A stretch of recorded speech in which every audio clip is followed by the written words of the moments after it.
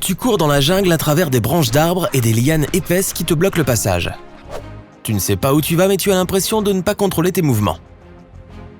Tu vois un énorme rocher devant toi. Tu ne peux pas t'arrêter de courir, tu es sur le point de le percuter. Soudain, whoop, tu es dans les airs, planant à une vitesse incroyable. En dessous de toi, tu vois une vallée escarpée avec des rochers pointus et une rivière déchaînée. Tu retiens ta respiration en espérant que tout cela ne soit qu'un rêve. Mais tu retombes sur le sol et continues à courir sans transpirer. Risquant un coup d'œil derrière toi, tu vois un groupe de drones high-tech qui te poursuivent. Devant toi, il y a une lumière vive. Et dès que tu l'as dépassée en courant, tout devient noir. Tu te retrouves assis dans une pièce sombre, sans rien autour de toi à essayer de résoudre une énigme difficile, presque impossible à comprendre. Tu n'as que quelques secondes pour deviner où quelque chose de grave va t'arriver. Il ne te reste que 5 secondes pour trouver. Tu lâches la première chose qui te vienne à l'esprit, mais ta langue fourche et tu dis quelque chose de complètement faux.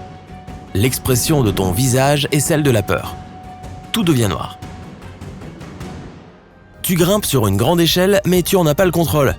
En dessous de toi se trouvent d'innombrables rangées de tuiles plates. Tu arrives enfin au sommet de l'échelle et tu attends de pouvoir bouger, mais tu n'y arrives pas. Peu importe les efforts que tu fais, c'est comme si tu étais cimenté sur place.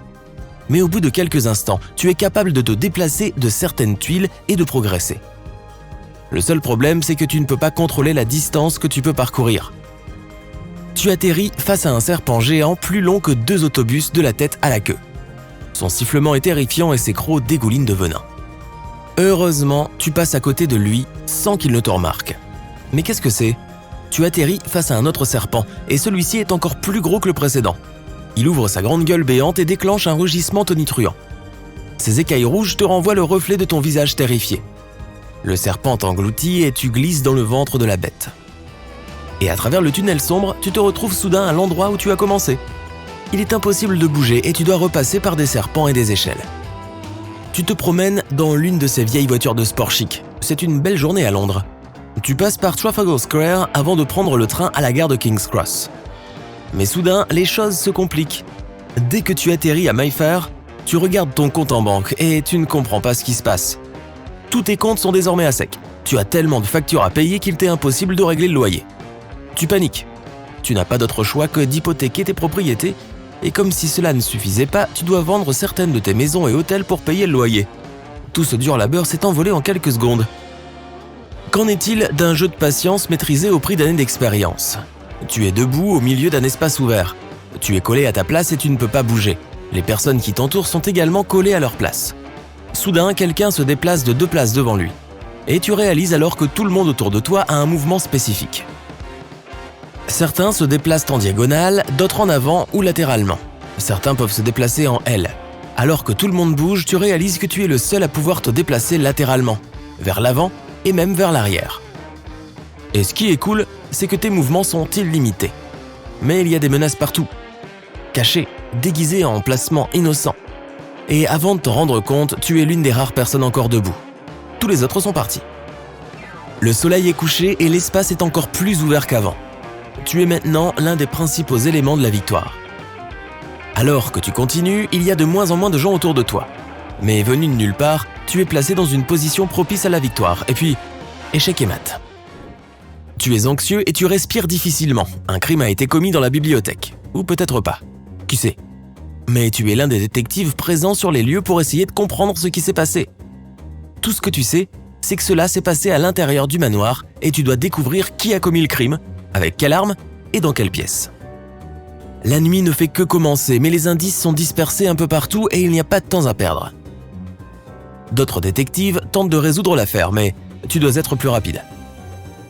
Tu enquêtes dans chaque passage et recoin pour essayer de trouver une explication. Tu regardes sous chaque lampe, entre les rideaux, dans chaque fissure de chaque mur, mais rien, zéro. Tu fais le tour de toutes les pièces, mais quelque chose t'intrigue dans la salle à manger. Tu as déjà regardé là-bas, mais tu n'as pas prêté attention aux détails. Et tu as peut-être trouvé le premier indice pour résoudre ce mystère. Après des recherches supplémentaires, tu sais que tu as trouvé l'objet utilisé pour le crime. Et en un rien de temps, tu as découvert où le coupable a agi. Tu organises une conférence de presse dès que tu es sûr de ta conclusion. Tout le monde attend de voir ce que tu as trouvé, et tu les épates avec ton analyse. Le coupable se trouvait dans la pièce pendant tout ce temps.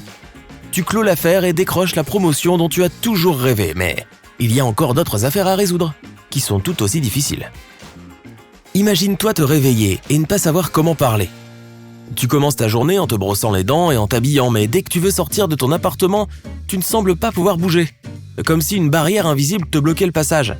Tu regardes ta main et tu vois 7 lettres aléatoires mélangées. Un message apparaît indiquant que tu dois composer un mot pour pouvoir sortir. Alors tu essaies de trouver le mot le plus intelligent que tu puisses imaginer, mais bien sûr pas de tricherie. Tu peux oublier le dictionnaire. Après avoir tapé le mot, tu peux accéder à l'extérieur et continuer ta journée. Mais tu ne peux pas entrer dans ta voiture. Une autre barrière invisible te bloque. Cette fois, tu regardes ta main et tu vois un autre ensemble aléatoire de 7 lettres. Et tu dois trouver un autre mot. Il est de plus en plus difficile de trouver une solution. Finalement, tu finis par pondre un mot médiocre, mais qui fait l'affaire. À la fin de ta journée, tu seras un expert en mots. Tu te réveilles dans une pièce sombre et humide. Il fait froid et de la mousse est éparpillée sur le sol pavé.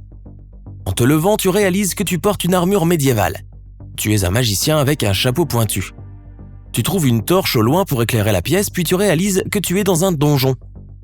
Il y a un brouillard au travers duquel tu ne peux pas voir au-delà de quelques mètres.